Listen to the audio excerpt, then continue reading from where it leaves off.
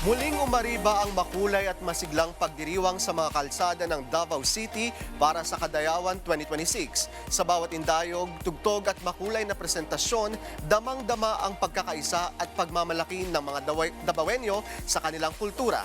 Yan ang sentro ng balita ni Jay Tayanes ng PTV Davao. Makulay at masiglang nagaganap ngayon ang Kadayawan 2026 Parade dito sa Davao City. Sa pamamagitan ng makukulay na kusuotan, masiglang musika at malikhaing presentasyon, lalong naging buhay ang pagdiriwang ng Kadayawan sa mga kalsada ng lungsod. Kaninang alas 7 ng umaga ginanap ang parade ng pamulak at indak-indak sa Kadayawan dito sa San Pedro Square sa Davao City, kung saan makikita ang samot-saring makukulay na floats at mga presentasyon mula sa iba't ibang grupo na nakikiisa sa pagdiriwang ng Kadayawan 2026. Bitbit ang kanilang talento, pagkakaisa at pagmamalaki sa kanilang organisasyon.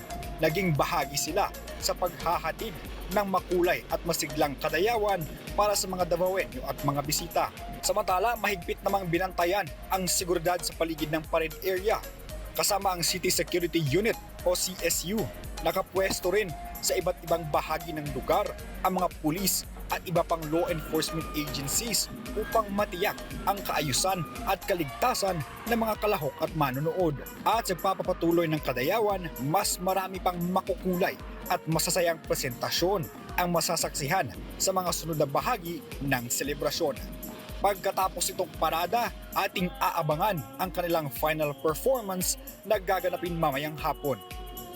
Jay Tayanes para sa Bayan.